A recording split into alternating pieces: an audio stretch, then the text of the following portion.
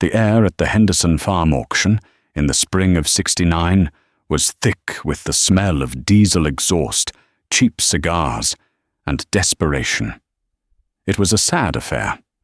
Old man Henderson had worked his 80 acres his whole life, only to have his heart give out right in the middle of spring tillage. His kids, scattered to the cities like dandelion seeds, just wanted the cash. So here it all was, a man's life laid out in neat rows on the front lawn for the vultures to pick over. I wasn't a vulture. My name is Jedediah Miller, and I was there for a specific reason, a new Holland 46 sickle bar mower tucked away behind the barn. Mine had thrown a bearing in the pitman arm, and finding parts for something that old was getting harder than finding an honest politician. I figured I could get Henderson's for $10, maybe $15, and have enough spare parts to last me another decade. That was my way. Own it, don't owe it. Fix it, don't replace it. My father had hammered that into my head until it was as much a part of me as my own bones. I ran the 80 acres next to Henderson's, the same farm my grandfather had broken the sod on with a team of mules. In my machine shed sat the iron my father had bought, paid for in cash with sweat and good harvests. A 1948 Farmall M, its red paint faded to a dull orange, but its four-cylinder engine as reliable as the sunrise. For cultivating, I had a 1951 John Deere A, its lazy two-cylinder pop, pop, pop, a sound that echoed the heartbeat of the land itself.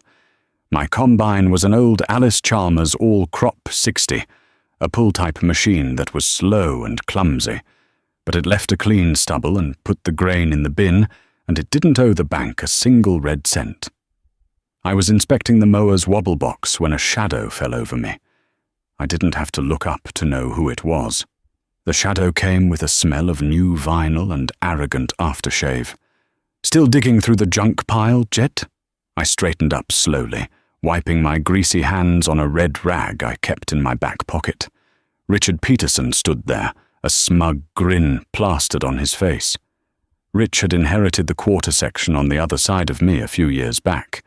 He was everything I wasn't. He saw farming not as a life, but as a business to be leveraged. He was the first in the county to trade in a perfectly good Farmall 560 for a brand new John Deere 4020, the kind with the power shift transmission and a factory cab. It was parked at the edge of the lane now, its green paint so bright it hurt the eyes, the dual rear tires looking like they could flatten a small house. "It ain't junk if it still works, Rich," I said, my voice low and even. He chuckled, a short, barking sound. "Works? Jed, that thing belongs in a museum. You can't feed the world with a 35-horsepower tractor and a mower from the Stone Age. You gotta get with the times, get bigger. The bank in town is practically giving money away for new equipment." "The bank don't give nothing away," I replied, turning back to the mower. "They rent it to you, and their rent goes up whenever they feel like it." "That's the cost of doing business," he scoffed. "You gotta spend money to make money. I just put a down payment on another 80 acres south of me. Gonna have a 400-acre operation by next year." "What are you gonna have?"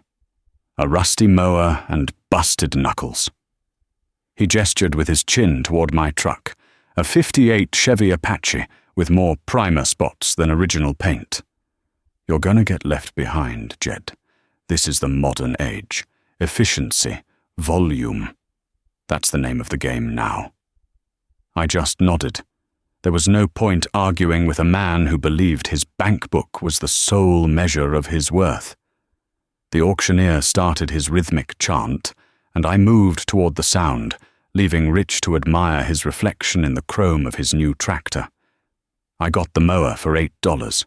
Driving home, the used parts rattling in the bed of my truck, I thought about what Rich had said. Maybe he was right. All around me, farms were consolidating.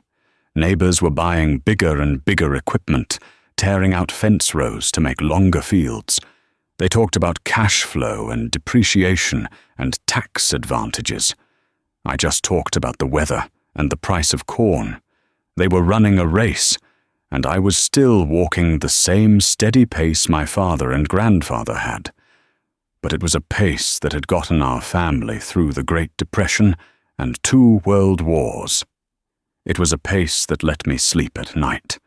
The new gear was impressive, I couldn't deny it. The roar of a big diesel engine turning over a dozen plough bottoms was a sound of immense power. The comfort of an enclosed cab with a radio and air conditioning must have felt like heaven on a 95-degree day in July. But I'd seen the look in the eyes of the men who drove them. A haunted, hunted look. The look of a man who knows that one bad crop, one drought, one dip in the market, and the man from the bank would be driving down his lane to have a friendly chat. They weren't owners, they were tenants on their own land, and the bank was their landlord. My iron was different. It was mine.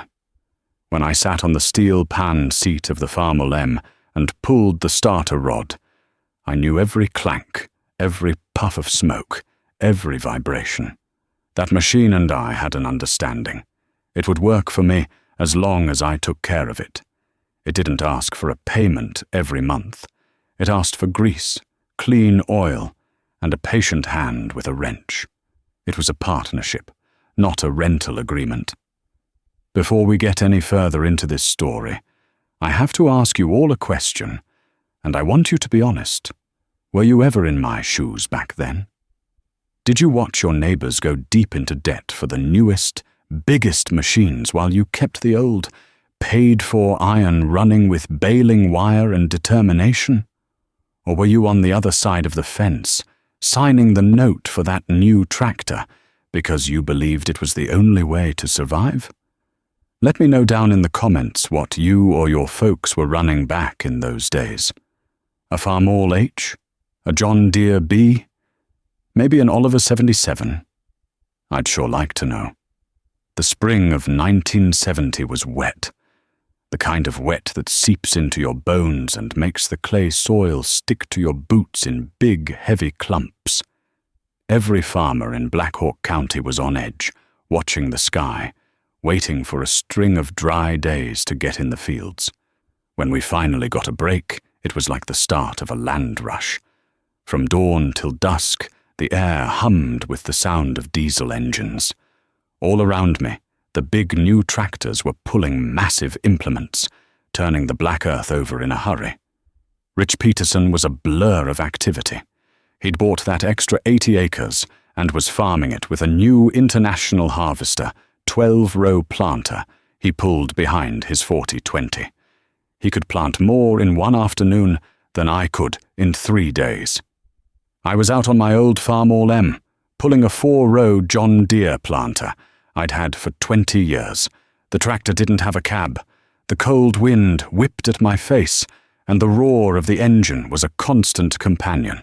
I could feel the rhythm of the machine through the steel seat, the gentle tug and release as the planter units dropped the seeds into the furrow. I was about halfway through my last field when it happened. No warning. No sputter.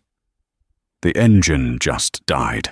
It went from a healthy roar to dead silence, so suddenly it was startling. The tractor coasted to a stop. I knew immediately what it was, a loss of spark that sudden could only be one thing: the magneto. A magneto is a simple, beautiful piece of engineering, a self-contained ignition system that makes its own electricity. It doesn't need a battery, doesn't need a complex wiring harness, but when it fails completely. I sat there for a minute, the silence of the field pressing in on me. In the distance, I could hear the turbocharged whine of Rich's tractor. He was already done planting and was now working on his neighbor's land, doing custom work for extra cash. There was no calling a dealer. There was no mobile mechanic for a machine this old. There was only me. I climbed down, grabbed my toolbox, and got to work. The magneto on a farmall M is held on by 2 bolts. Simple enough. I unhooked the spark plug wires, carefully marking which one went where with little rips of a rag. I took off the 2 bolts and gently worked the magneto free from the engine block. The impulse coupling inside gave a healthy clack-clack as I turned it, which was a good sign. I carried it back to the workshop, my boots heavy with mud. The shop was my sanctuary. The air smelled of old oil, metal dust, and damp earth. My father's tools hung in their designated places on the wall, their wooden handles dark and smooth from years of use. I set the magneto on the heavy wooden workbench under the light of a single bare bulb. Taking a magneto apart is delicate work. I carefully removed the cap and rotor. Then I took off the cover for the points. There was the problem. The contact points, which should have been clean and bright, were pitted and blackened, a fine layer of grey corrosion covering the surfaces. They weren't making a clean connection, so they couldn't build up the electrical charge to fire the plugs. For the next 3 hours I became a surgeon. I removed the points, a tiny screw holding them in place. I took a fine ignition file, no thicker than a fingernail, and gently dressed the surfaces of the points until they were flat and shiny again. I cleaned them with a rag dipped in gasoline to remove any trace of oil from my fingers. Then I reinstalled them, using a feeler gauge to set the gap to exactly 15 thousandths of an inch. Too wide, and the spark would be weak. Too narrow, and the points would burn up. It had to be perfect. While I worked, I could hear the traffic on the county road. A horn honked. It was Rich, driving his 4020 home for the day, his work done. He slowed down as he passed my lane, and I knew he was looking at my stalled tractor, sitting alone in the middle of the field. I could feel his pity, his smug satisfaction, like a physical weight. Once the points were set, I checked the condenser and the coil, but they looked fine. I put it all back together, the cap clicking satisfyingly into place. The final critical step was timing it back to the engine. I carried the magneto back out to the field as the sun began to set, casting long shadows across the half-planted rows. I had to turn the engine over by hand with the crank until the timing mark on the crankshaft pulley lined up perfectly with the pointer on the engine block. Then, I had to make sure the rotor inside the magneto was pointing to the number 1 cylinder terminal. It was a fussy, frustrating process. You had to get it just right, or the engine would backfire, or not start at all. My knuckles were scraped and bleeding. Grease was ground deep into the lines on my hands. My back ached from leaning over the engine. Finally, I bolted it back on, connected the plug wires, and took a deep breath. I climbed back onto the steel seat, pulled the throttle down a quarter of the way, and pulled the starter rod. The engine spun over once, twice. Then it caught. A cloud of black smoke puffed from the exhaust stack, and the M settled into its familiar, powerful rhythm. It was a sound of victory, a sound sweeter than any music. I engaged the clutch and finished planting that last field under a blanket of stars, the tractor's single headlight cutting a lonely path through the darkness. I was a day behind everyone else, but I was in the field, and I hadn't spent a dime. The early 70s were like a dream. It seemed like the good Lord had decided to smile on the American farmer. The rains came when you needed them. The sun shone when the corn was pollinating, and the harvests were bigger than anyone had ever seen. Then, in 1972, the Russians bought millions of tons of American grain. The price of corn and soybeans shot through the roof. For the first time in my life, farming wasn't just about surviving. It was about prospering. The money flowed into Black Hawk County like a river at flood stage. You could see it everywhere. New pickups in every driveway. Wives with new clothes and new kitchen appliances. And on the farms, the iron got bigger and bigger. The local John Deere and International Harvester dealerships couldn't keep machines on the lot. Farmers were trading in 2-year-old tractors for new models with more horsepower, bigger tires and fancier cabs. The mantra was, get big or get out, and everyone was trying to get big. Nobody got bigger or faster than Rich Peterson. The high grain prices and the easy credit from the bank were like gasoline on the fire of his ambition. He sold his 4020 and bought a brand new International Harvester for $14.66, a monster of a tractor with a turbocharged engine that screamed like a jet.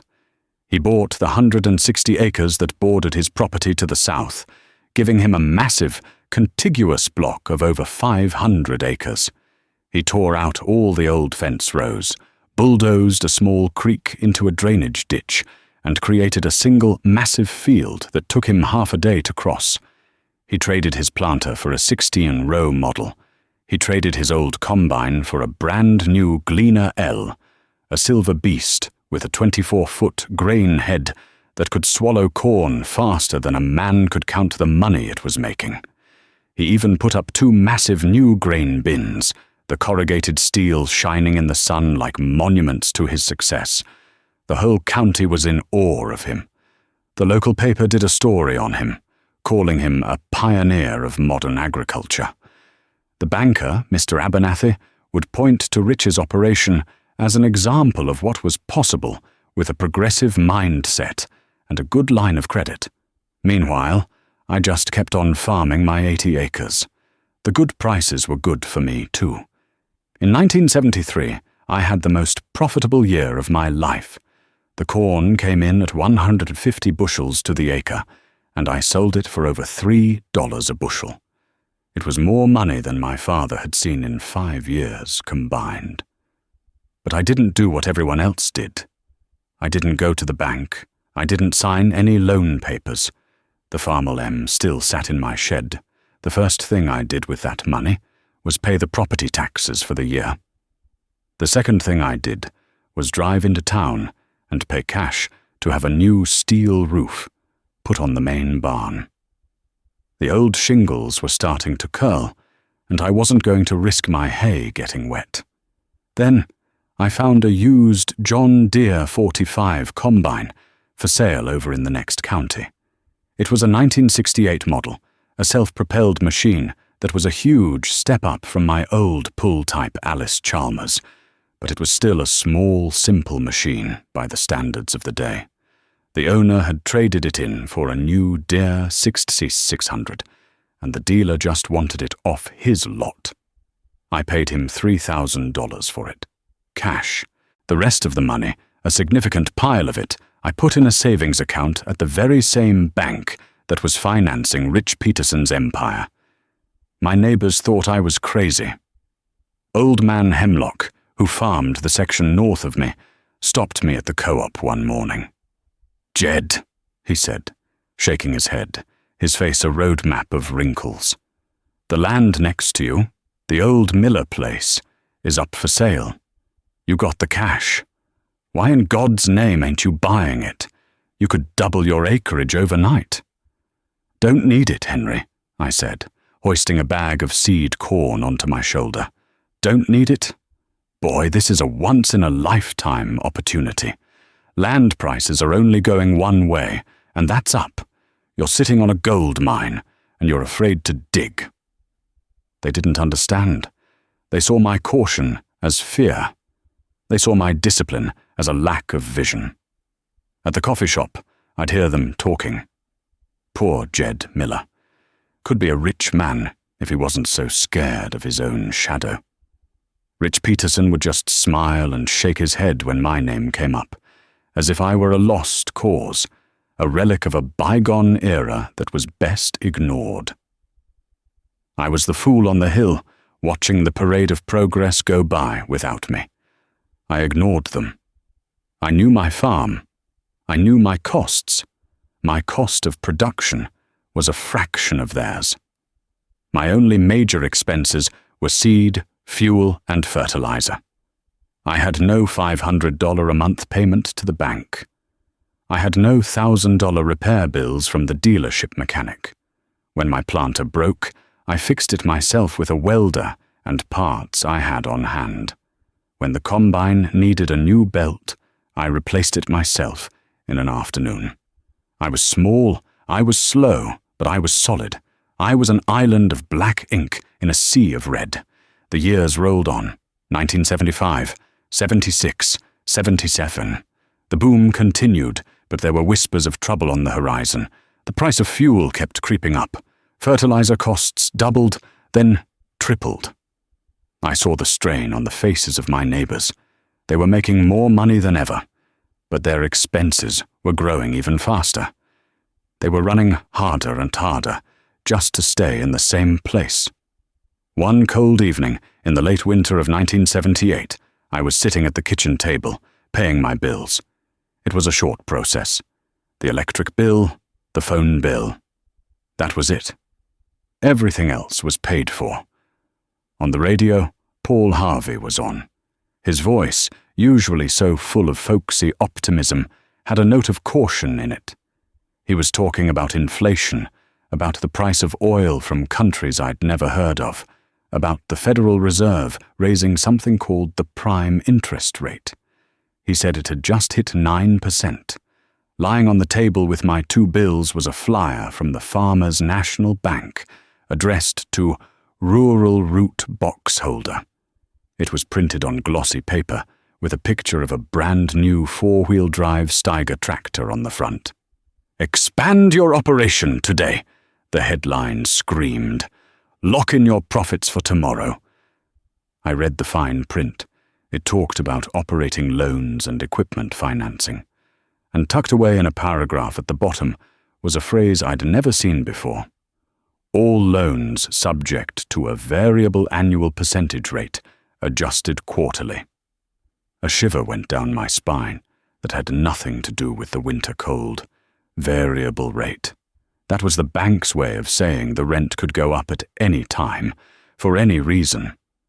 I looked out the window, across the dark, frozen fields. My little farmstead was quiet, a single light burning in the kitchen. Across the road, Rich Peterson's farm was lit up like a small city. Floodlights on the new grain bins, lights on in his massive machine shed where he was probably working on his new Steiger. It looked impressive, it looked powerful, but I knew, with a certainty that settled deep in my gut, that it was all a house of cards, and the wind was starting to blow. The summer of 1980 arrived not with a gentle warmth, but with the blast of an open furnace. The sky turned a pale, hazy white, and the sun beat down with a merciless intensity. The rains, which had been so reliable for a decade, simply stopped. By mid-July, the corn in my fields had begun to curl its leaves inward during the day, a desperate attempt to conserve what little moisture was left in the parched ground. The tassels, which should have been a healthy, pollen-shedding yellow, were turning a sterile, ghostly white. The clay soil of Black Hawk County, usually so rich and black, baked into a substance resembling cracked pottery. The constant low hum of irrigation pumps became the soundtrack of that summer, but I had none. My farm had always relied on the grace of God and the clouds, and this year both seemed to be in short supply. All I could do was cultivate, keeping the weeds down with my old John Deere A, its lazy 2-cylinder engine a familiar comfort in the oppressive heat. The pop-pop-pop was a slow, deliberate sound in a world that had gone frantic. Rich Peterson's world was the most frantic of all. He was running his big international 1496 day and night, pulling a massive chisel plow through his baked fields, trying to break up the hardpan to let any stray drop of rain sink in. The scream of its turbocharged engine was a sound of desperation. One afternoon, I was greasing the front axle on my Farmall M in the shade of the machine shed when that screaming suddenly changed. It became a high-pitched whine, followed by a sickening grinding sound that carried across the still, hot air. Then, silence. I watched through the shimmering heat waves as Rich climbed down from the cab of the enormous tractor. He kicked one of the giant rear tires, a gesture of pure, impotent fury.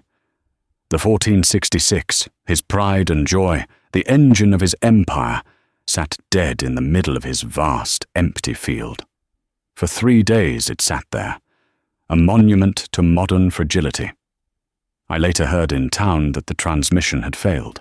The torque amplifier, the complex hydraulic clutch pack that gave the tractor its power under load, had disintegrated.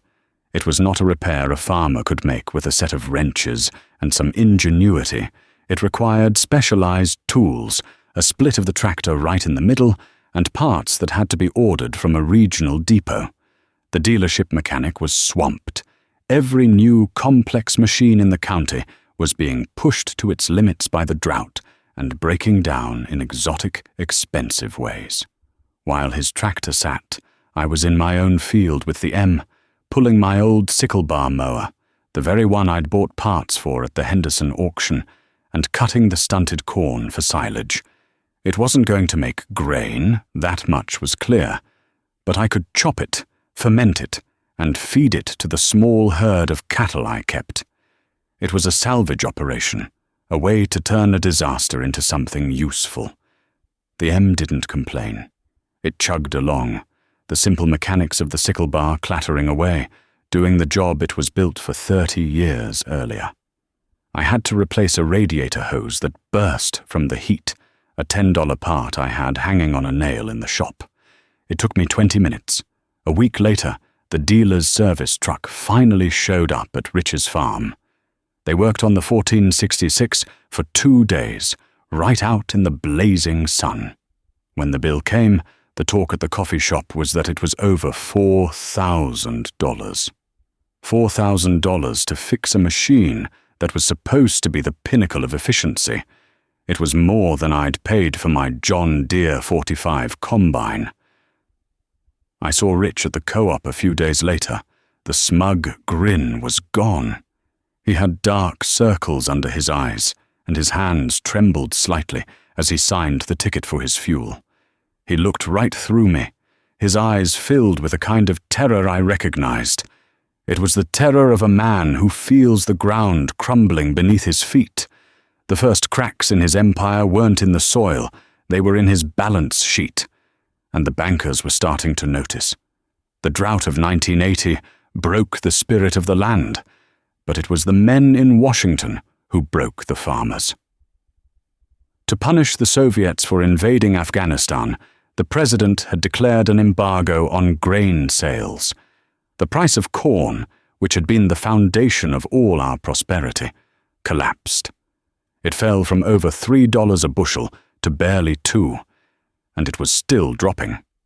At the same time, the Federal Reserve, in a desperate attempt to fight inflation, cranked interest rates up to levels that were once unimaginable. 9% seemed high in 1978. By the fall of 1981, the prime rate was scraping 21%. That little phrase on the bank's flyer, variable annual percentage rate, had become a guillotine. The phone call started. Then the letters.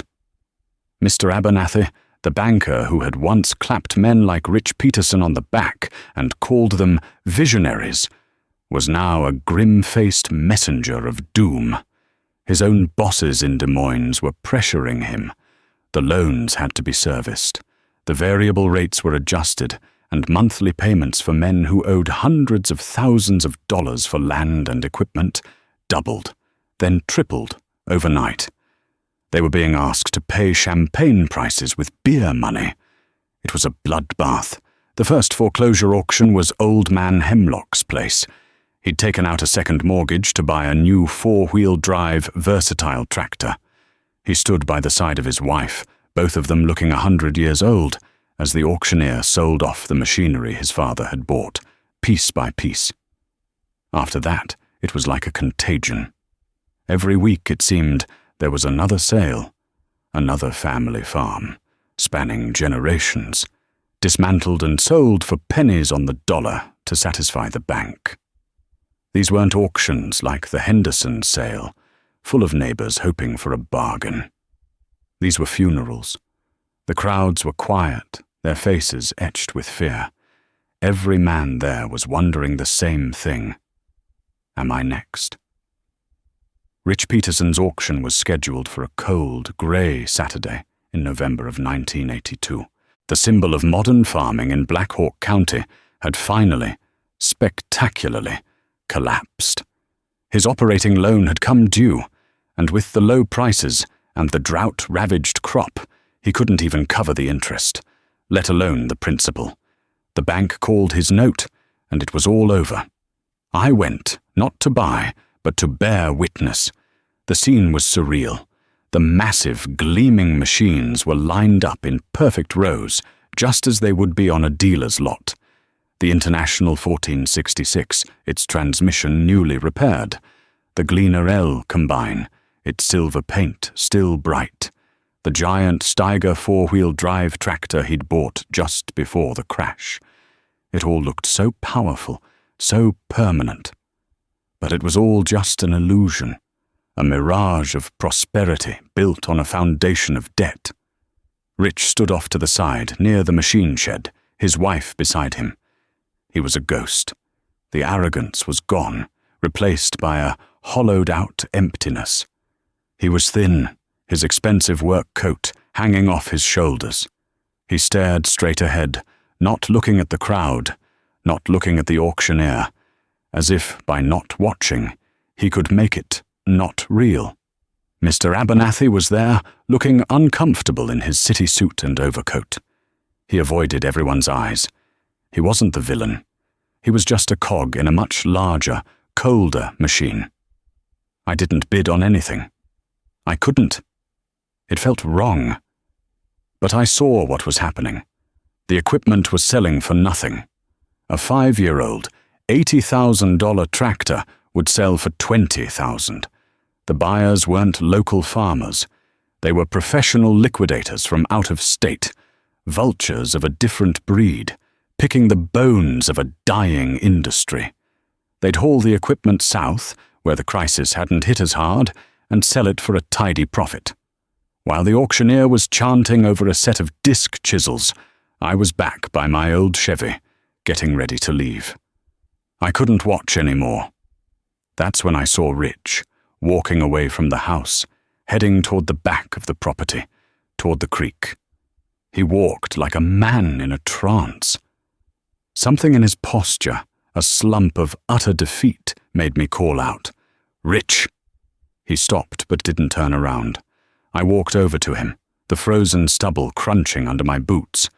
"It's a tough day," I said, for lack of anything better to say. He finally turned, and his eyes were vacant. "Tough," he said, his voice a dry rasp. "It's over, Jed. Everything. The land my grandfather homesteaded. Gone. The house my father built. Gone. All of it. For what? For a few good years and a pile of shiny steel." He finally looked at me, a flicker of the old Rich returning, but it was twisted with bitterness. "You must be loving this. The great Jedediah Miller, the man who knew better. You were right all along." I shook my head.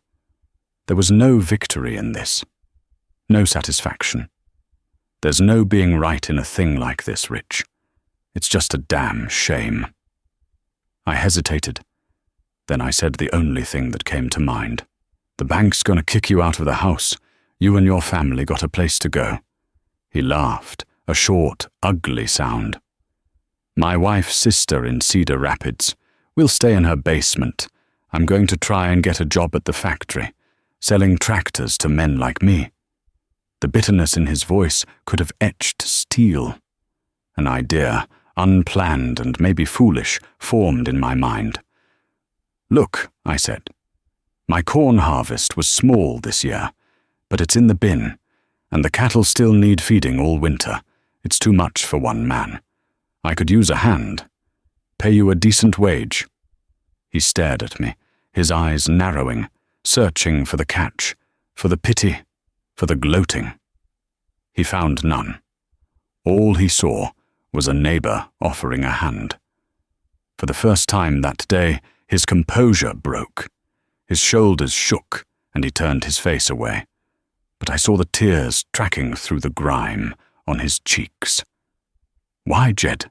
he whispered. "After all the times I mocked you?" "Because this land is hard," I said, looking out over the fields that were no longer his. "And the only thing that gets you through is neighbors. Now, the offer stands. Think about it." I turned and walked away, leaving him standing there by the frozen creek.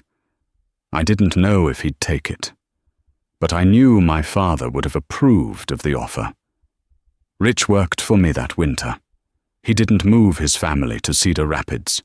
He found a small rental house in town, and every morning his old pickup would pull into my lane. It was awkward at first. He, who had commanded an army of diesel horsepower, was now taking orders from me, scooping silage into a feed bunk and helping me wrench on my 30-year-old farmel. He was a proud man, and the humiliation was a heavy coat he wore every day. But he was also a good worker. He knew the land, and he knew machinery, even my old iron. He never mentioned the auction again, and I never brought it up. We just worked, two farmers against the winter, the silence between us filled with the sounds of honest labor. In the spring, the bank put his land up for sale. They didn't auction it. They just wanted to get the bad loan off their books. They listed the entire 500-acre tract for a price that would have been a steal 5 years earlier, but was an impossible sum for anyone in 1983. It sat on the market for months. One morning I drove into town and went to see Mr. Abernathy. I walked into the bank with my passbook. The savings account, where I had put the profits from the boom years, had been quietly collecting interest. It wasn't a fortune, but it was solid. It was real. "I can't buy the whole thing, Mr. Abernathy," I told him, sitting across his big desk. "I don't want to. But the original Peterson Quarter section, the 160 acres that borders me to the west, I'll buy that. Cash." Abernathy looked at my passbook, then at me. The look on his face was a mixture of astonishment and something that looked like respect. He knew, better than anyone, what this meant. He was the one who had written the loans that had destroyed so many of his customers. And here I was, the man everyone had dismissed as a fool, paying cash for his neighbor's land, while the visionaries were bankrupt. He made the deal on the spot.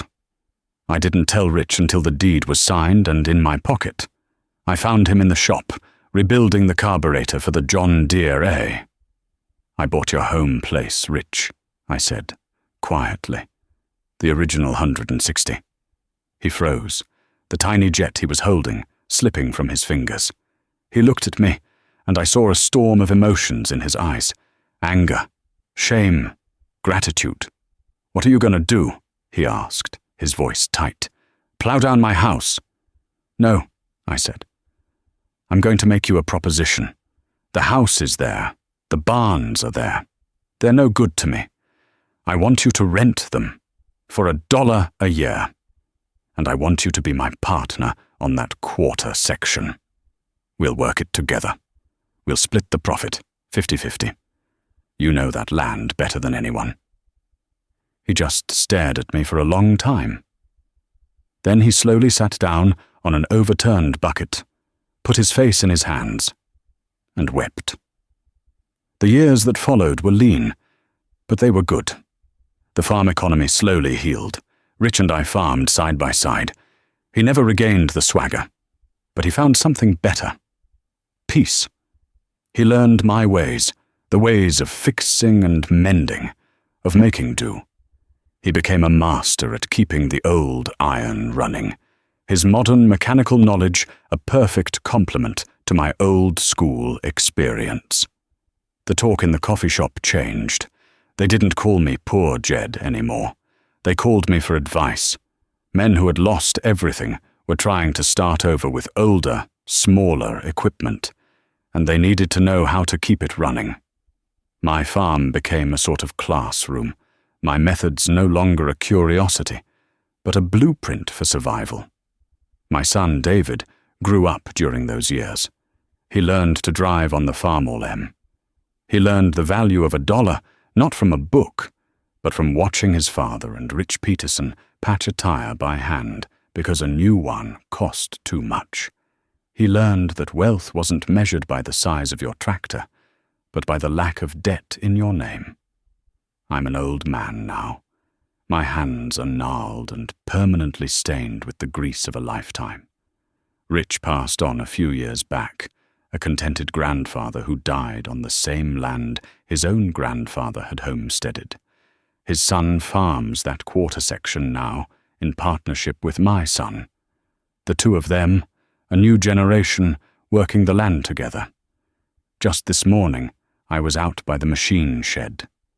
David was teaching his own boy, my grandson Michael, how to change the oil on the old M. The tractor's paint is almost completely gone now, faded to a rusty patina, but the engine turned over on the first pull. Michael, his face smeared with oil, looked up at me with wide, serious eyes. "Grandpa," he asked, "why don't we get a new tractor, like the ones on TV, with a computer and air conditioning?" I smiled and put my hand on his shoulder. I pointed to the tractor, then to the fields stretching out before us, green and full of promise. "Michael," I said, "that tractor doesn't have a computer, but it has something better. It has a history, and it has a title, free and clear. It doesn't own us. We own it. Never forget that. The land, the iron, you take care of it, and it'll take care of you. You don't need to be the biggest. You just need to be the last one standing." He nodded, not fully understanding, but filing it away. In the distance, I could hear the familiar pop, pop, pop of the old John Deere. My son was out cultivating the South 40. It was a sound of endurance, a sound of survival. It was the sound of home, solid and secure on a piece of ground that owed nothing to anyone but God and the sweat of our family.